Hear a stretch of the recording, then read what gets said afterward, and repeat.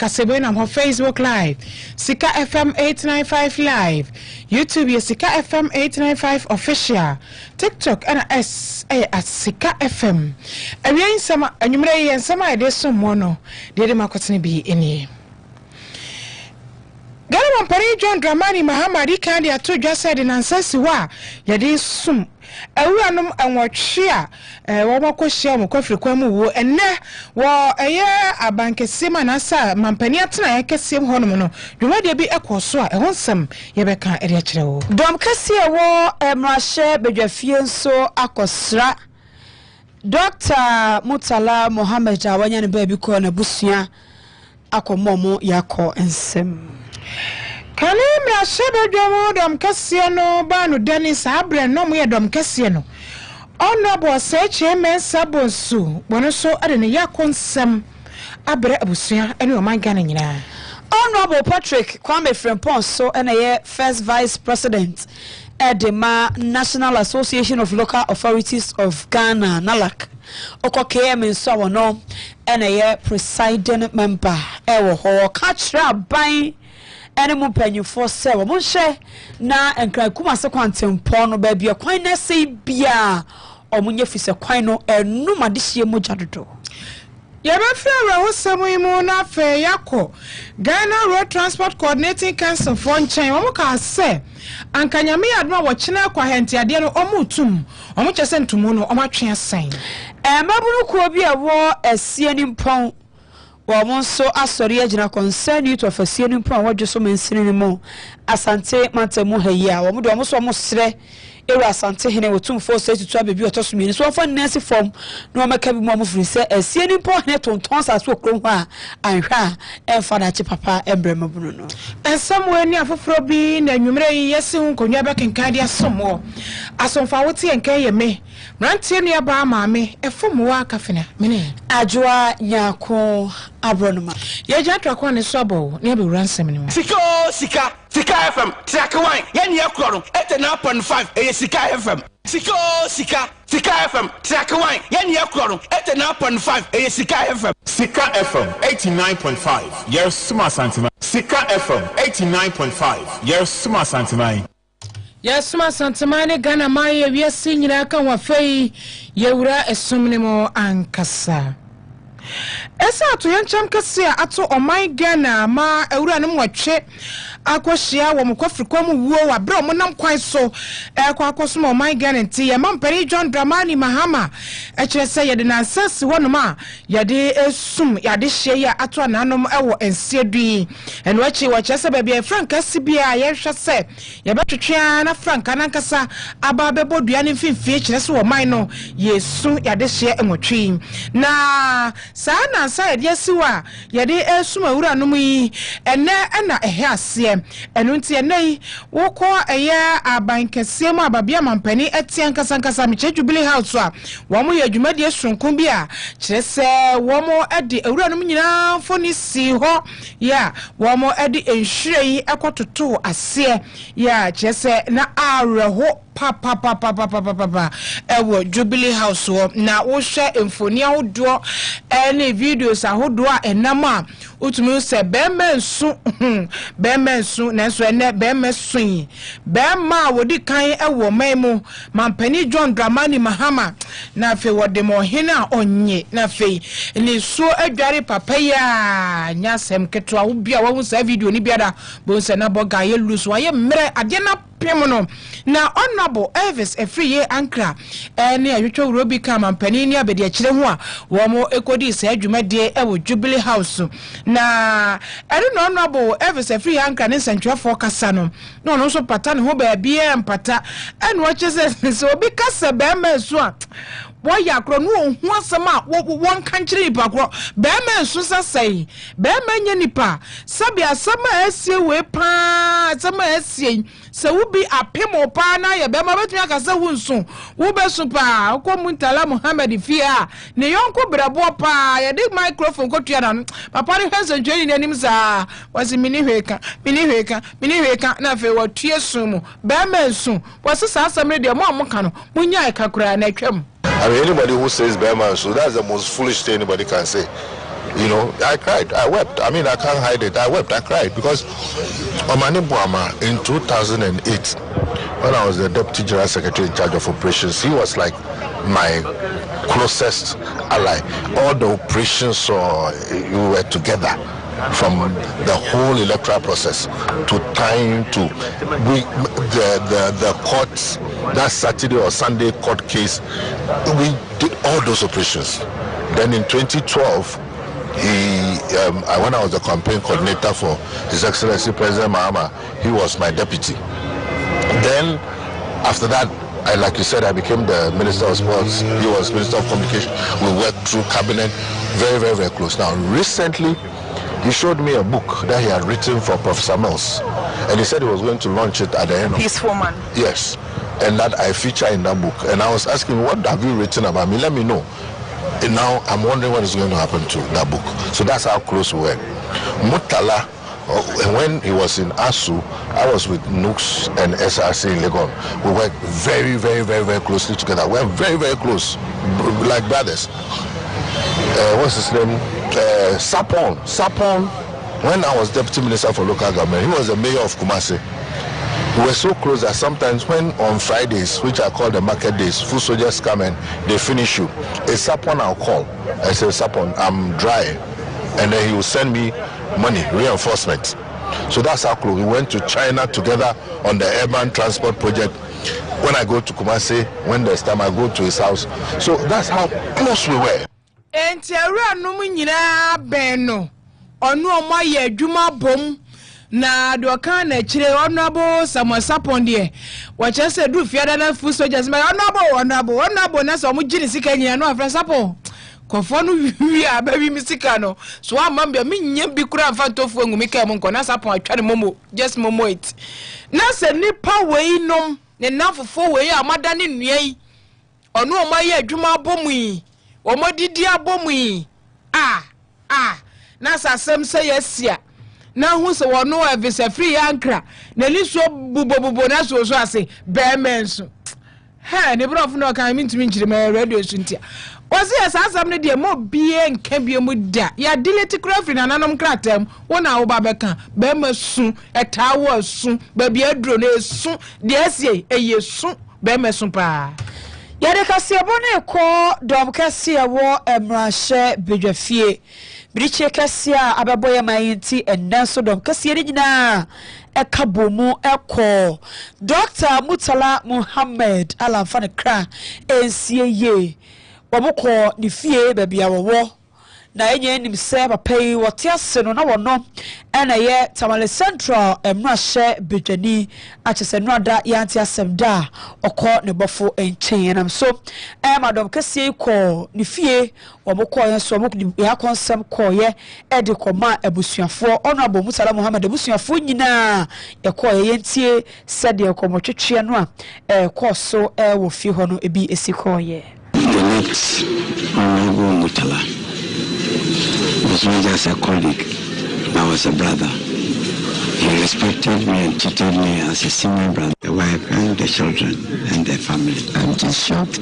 I'm still in shock. I couldn't sleep. I'm just out of words. It was just a blow for all of us as a country, the president and even the caucus. It hasn't been easy for some of us that had a personal relationship with them. Mutala was a very good friend. I just can't believe it. Like, that's how, I know one day everybody will die, but the way it was just a blow to the whole world, I would say. So it hasn't been easy. But we are praying that the good Lord will give them an eternal rest, and that's all we can say, and strengthen the family. And as a country, especially our president, this is not easy. This is the first of its kind to happen in this country. And so we just all need to pray. We ask that as a country we need to rise and pray so that these such things will not happen again. We are still in utmost shock. I remember the last time I visited Honorable Mutala's office, only to find out that he has so much. I'm interested in what he's doing. So I got closer to him and said, what can we do together? He directed me, preached me, told me what it takes to serve as a member of this leadership in this country, and guided me a lot. And I wouldn't forget that very day. our hearts are heavy. And yet, a dog cassia warm rush bedrefie. Said the old said you are more can woman ya preco pet. And what to say, young boy before court number 4 inch. Our host so be honorable Dr. Mutala Muhammad, Nachia Sempa. Otiase no no mutie ko ba ne say ah wo mo party na dai o mo so ko nu fie ne na busua ekosuye ekɔhyɛ wo mo so eden yanto asɛm no soai na rahusɛm ya ne da so ewo mu kanem hyɛ bedwam dom kɛseɛ no ba no dani saa brɛ no na wɔyɛ so amemra hyɛ bedwane na mra hyɛ bedwam hɔnom so saa brɛ no mu na abanwuma wɔ hɔ no wɔno na hɛ so afa na so no na dodo na friend leader wo honorable say mensa bonso wɔn so akasa afa rahusɛm yi ho wɔkyɛ sɛ ɛya pa mo den ɛde ma ɔman no na wei no yɛhunu ne sɛ ɛyɛ ɔman no nyinaa ɛna saa rahusɛm yi ato yɛn yɛhunu ne sɛ awura no mwɔtwe a ahwere ɔmo kwa wɔ abra no ɔmo kwa kɔsom ɔman no wɔn nyinaa ɔmo yɛ ɔman ne ma ɛna kyɛ sɛ arahusɛm sɛ ato ɔmo a yɛmfa papa mu ne amanyɔsɛm bia mfɔrefɔre saa deɛ wei daabi ɛyɛ ɔman ne nyina da ɛna arahusɛm ato yɛn na honorable sɛ mensa bonso sɛ wɔn so de yakɔnsɛm bi ɛma abusuafoɔ no nyinaa kunafo wo mu ne mma wo mu ɔman Ghana nyina da ɔma yɛ nyina yɛ ho yakɔ yɛntie ɔno so yi monumental national tragedy. Last year, Africa has Yudisa Esi, no Baba, me Kasafa, Malawi, or vice president. No quay function be now, but then another day, no helicopter, didn't free a Biamoye function, back to the capital. Now, you want you kushu, okay, and say, all of 2 years, and you may say, and they say, one sign, a fee, and say, between a room, rubber, and ye, and the vice president of Malawi, Tamre, another Danko Kufuado, no, your president, to me say, Ninkusina line, the ambassador, ambassador, no, the crazy, Minas and Papa, Yangana, and Chimisa, and we be that, and be that, and Semra, Yakusi, and ye, as Papa, Sankofona, Omashe, Omonkano, about the form, only in DC4. They are ministers of the Republic of Ghana, only in DC ministers. They are ministers, only as for Ghana. Untina, if I or Ghana, regardless of party or they are ministers of the Republic of Ghana. They are ministers of state of the Republic of Ghana. And she, as a Mabana, Ghana, at the Atoyani, the Yamakana say, Yama, Obushia for, Omuyanum, Omuminum, Omuyam, Omu Yakokasi, Suya for Anomakano, so, Yama, Omuyanum, Omuminum, Onompano, so much as ya, Emubia, Yako, Emana Shedding. Honorable Search man Sabon Susanso to just say, Ebra what ya semno, no quasemni, ni hujiri no papa. It was national many Santia, many duty Sakrebi.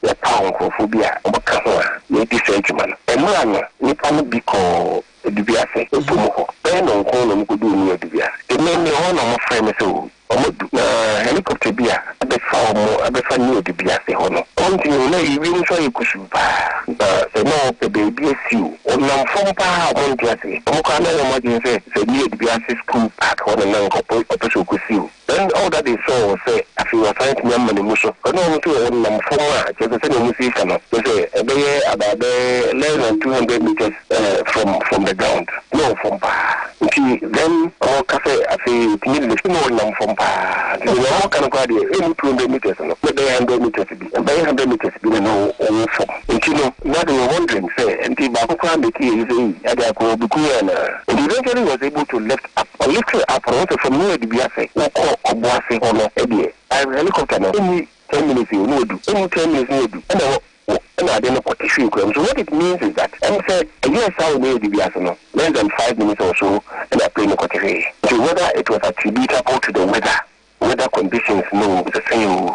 Nobody can tell as of yet. say I'm a paying many say no black box no black box and we should help them to be able to determine the real cause of the accident. It's a real tragedy, and maybe we do the say Nibitiaka and they say in Abusia Fono Yako, Yama Abano Yako, no no ma or Mujamiti, Nibitiaka and say almost shutting when you want to chill on area. Abusuafo ne omo yirenum no omo de omo shedding na nyame encheche omo dwure wei eye kane dom kese ne ba no deni onunyafo oseche mensa bonso ye ko honorable Patrick Kwame Frimpong ukoke eme wono ene ye presiding member ewo ho na lagin so ono na ye first vice president edema wo no so na ka kire abamu panyimfo se wo mo hye na kumase ne nkra kwantempon no ekwani baabi asai bia omo hye no omo nye free se emre kakra ne se de kumase nkra kwantempon enu ma de hye mogya no enya asem ketwa ose ya de ha adwen obetina ka ne we na akoka abo panyan ye nka ye ho ya na no ya mabunu o mabra bode wo manim kama kama omo babu omo bra omo ko youth camp ene se akwahia ba ya maburu be seduso wo munyina eti nananom ewo ensie do wo se sa ne ma na ekoso kumase ne nkra kwantempon so no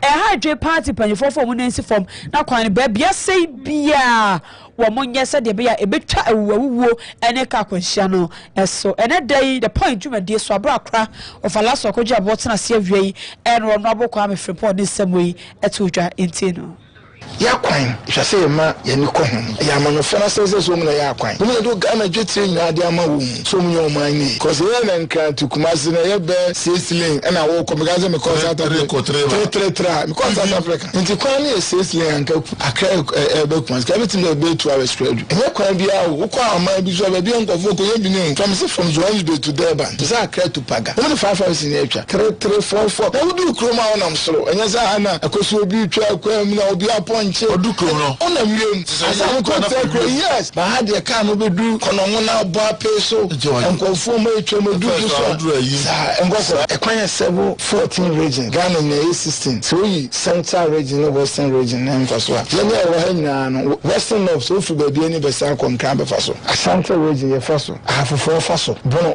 east northern region the 5 northern region so the fire then for na aka yachi no eastern region obeso obekun so faso greater Accra just so faso uti region just so be so vote so be so inti kwan we kai o mani nyina akoma cause obi anim say accident see nothing to include see baby our neighboring country yes why no go Burkina Faso na so fa anambwa yes if you say wo ko baby to say abikus na say one fa libo na so be fa de na so fa inti ekwan we enye say fa na say enkofo bi kwan ekwan aka nkwan say ti so pa na ma de bia asante region say ehwe nkwanhyia ni nyina dodo ni ehwe de nipa afim pa asante region top ni nyina ye kwan we so nti say ye wo mamu na say musimu ntimi ye railway system bo ni free surface kwa underground and e be a sky tree na say musimu school ma ko nyina no ni nyina mu ntimi nye na say munyansa no kwa ni no sky tree no munyansa ntimi nya e kwan kwa me nkroma na be sine obi anim say tamamoto we e da so ye kwan papa say kwan bia tamna kra wo ye kra so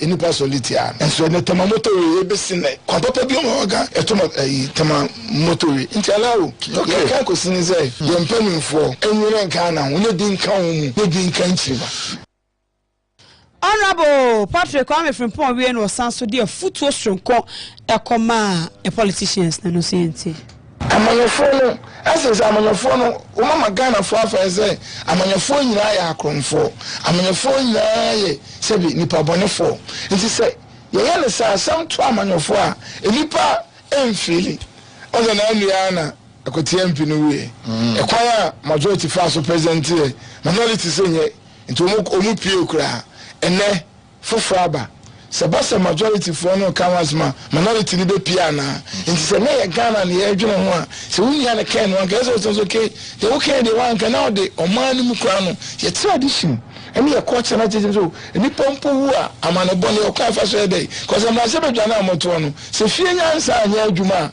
na se buku mu nkwa na ye ntimi che oman no nti esa monofo so bibi efiri mu so ya amanyoni obetimi ewu na obetimi ewu bia bi se ye jewu o so de yehu ewo ensemchofo jama madam de mo twade ne nam ya sabe nka koko ene digu bottom ena nwa as first I will wo mo no se se mo ko nwa wi ankele ba ho so ya na phobia cassette ya se and we are nanka only any other way. She said, if said yes, oh, ubi kumbia toa, the course will be ina to go to that's a walk at least what to be a medical very neat.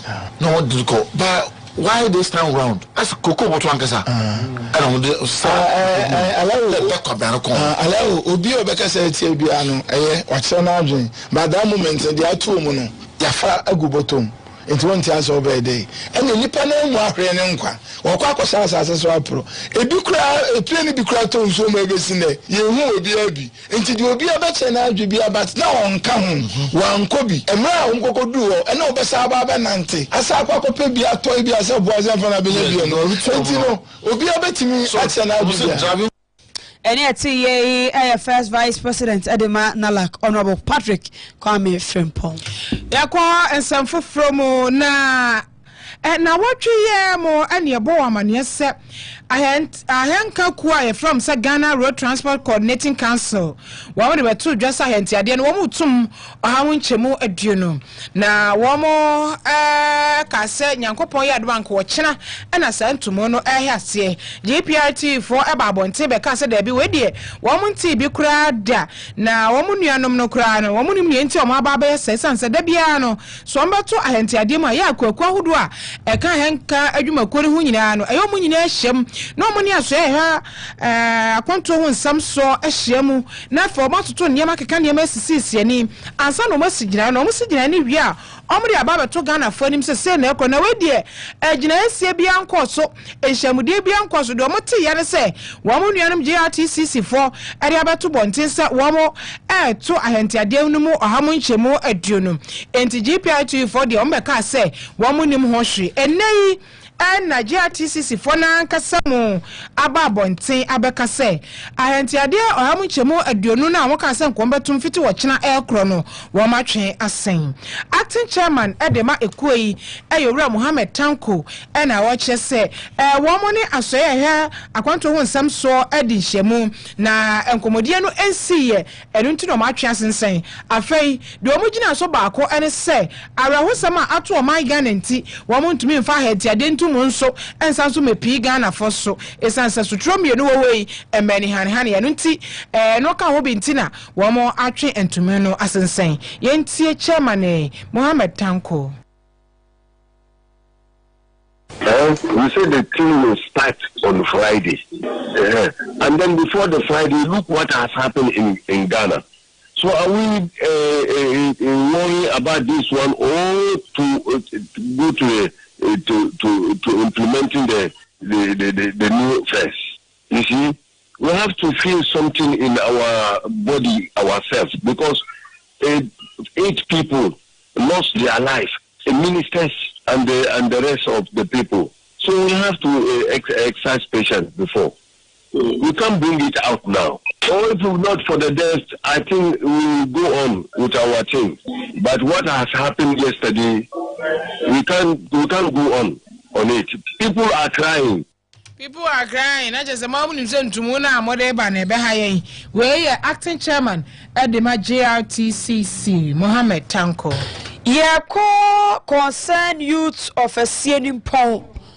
Mabunu kwa wamo ewo sieni po wa joso mantam ni masante mantam ha na mabunu asori agina se ohempo a owo asienu mpo na nan ton sase di potam ho a omo sra yewura asante hene wotum 462 abebi otoso mienu se yewura efa ne na ensi form na won kanchira wo hene ne se de wo ye no wonya enya sa edi susanso bone na se fra sempo edi susanso bone bathroom fu a omo asieni mpo so omo se na ya akura de na na yesi do si tonton sasene kwa afaso a wotonton no eyade a enso ani enu nti na we de omabu ntwira wo mo sire yewura asante hene se wonka bi efa emo mo se de be asumdwe ebekoso ewo potamu ho enne omo friends amtwefo hia mu na youth leader Ora Prince Kwaku Obe ejina omu nyina nam edo makosem no eto ye nimientie yesi nimpo your cross nimpo na nneoma ekoso enu ntina na yefrɛ mu because moni nipa ye dey asem tumo no ma efimso so betumi ate nana kokopio woni yesi mpo hene a ye nana hema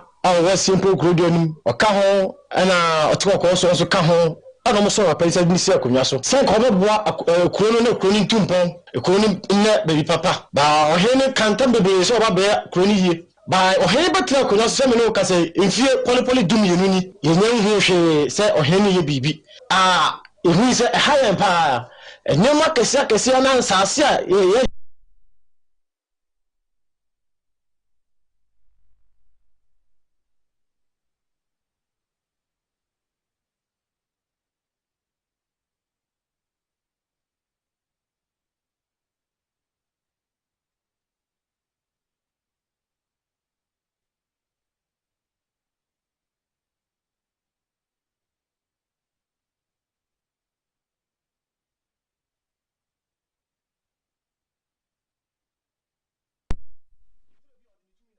otimi kya asase ni nyina se oma obi a otu obi a mbepam no kasa ekura no asase kese da kwasokoro isu a efo kwaso ebusuafo ahobo asase kese da ofutam kese ohini de mrada beji asase se oti kokko so se otumfo se odi asase no ebeye project ne science ko mo ni asase no ema otumfo ba ye hwehwe mu na ye mu se eye kokko apio no ni eye se esimpo hene ono na o techira wo di segment ampa wo tumi akọ fa dofi fi baabi efe ma me papa no mako baabi akohie o mako sa 10 million 12 million dia show mo se ma ja asase no etise sei de eni ma yesa akoso no de se ya nsore a papa no ye ho de kura na ekoni nyina o hafo bi abase papa na ton tientum frim enti mu ba ya ye nsem ni bini eti ne efrem onwumre Ora Prince Kwaku upon wono enaye